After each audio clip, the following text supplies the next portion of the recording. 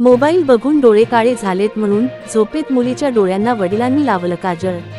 मुंबईत घडला भन्नाट किस्सा। नमस्कार मंडळी, आपलं स्वागत आहे या यूट्यूब न्यूज चॅनेलवर। आज आपण एका अशा घटनेबद्दल बोलणार आहोत जी ऐकून तुमच्या चेहऱ्यावर हसू येईल, पण त्याच वेळी विचारही करायला भाग पाडेल। ही घटना मुंबईतील असून मोबाईलच्या व्यसनात अडकलेल्या मुलीला धडा शिकवण्यासाठी वडिलांनी एक भन्नाट प्रयोग करून दाखवला। लहान मुलं दिवसभर मोबाईलमध्ये गुंतलेली असतात, हे आपण सगळ्यांनीच पाहिलंय। Games, YouTube, cartoon, social media या सगळ्याच्या नादात त्यांचे अभ्यासाकडे दुर्लक्ष होते, तसेच आरोग्यावर परिणाम होतो। त्यात डोळ्यांचा त्रास हा मोठा मुद्दा आहे। अनेकदा पालक समजावतात, ओरडतात, पण मुलं ऐकत नाहीत। असाच प्रकार या मुलीबरोबरही होत होता। ती झोपली असताना तिच्या वडिलांच्या डोक्यात एक भन्नाट आयडिया आली। त्यांनी काय केलं माहितीये? त्यांनी तिच्या डोळ्यांना काळं काजळ लावून टाकलं।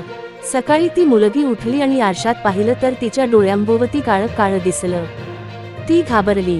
वडिलांनी लगेच सांगितलं, बघ ग, किती वेळा तुला सांगितलं होतं की मोबाईल बघू नकोस, आता सतत स्क्रीनसमोर बसल्यामुळे तुझे डोळे काळे झाले आहेत। हे ऐकताच मुलगी थक्क झाली। तिला वाटलं खरंच मोबाईलमुळे तिचे डोळे खराब झाले। काही वेळासाठी तरी ती मोबाईलपासून दूर राहिली। या घटनेनंतर परिसरात हा किस्सा पसरला आणि लोकांच्या चेहऱ्यावर हसू फुललं। काहींनी वडिलांची कल्पकता कौतुकास्पद असल्याचं म्हटलं तर काहींनी थट्टा केली। मात्र यामागचा संदेश मात्र गंभीर आहे। मोबाईलचं व्यसन हे आजच्या काळातलं मोठं संकट आहे। डॉक्टर आणि मानसशास्त्रज्ञ सांगतात की मोबाईलच्या अतिवापरामुळे मुलांच्या डोळ्यांवर, झोपेवर आणि मानसिक आरोग्यावर वाईट परिणाम होतो। पालकांनी मुलांशी संवाद साधून मोबाईल वापरावर मर्यादा घालाव्यात। मोबाईल पूर्ण बंद करणं अवघड असलं तरी त्याचा योग्य वापर शिकवणं आवश्यक आहे।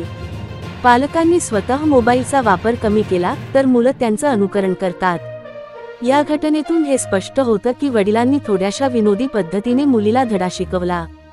कदाचित ही पद्धत कायमस्वरूपी उपाय नाही, पण सुरुवातीला मुलांना विचार करायला भाग पाडणारी आहे। तुम्हाला काय वाटतं? अशा पद्धतीने मुलांना धडा शिकवणं योग्य आहे का? की पालकांनी अधिक प्रेमाने आणि समजावूनच मुलांना मोबाईलच्या नादापासून दूर ठेवावं? तुमचं मत आम्हाला नक्की कमेंट करून सांगा। व्हिडिओ आवडला असेल तर लाईक करा, शेअर करा आणि चॅनलला सबस्क्राईब करायला विसरू नका। नवीन अशाच रोचक आणि माहितीपूर्ण बातम्यांसाठी जोडलेले राहा।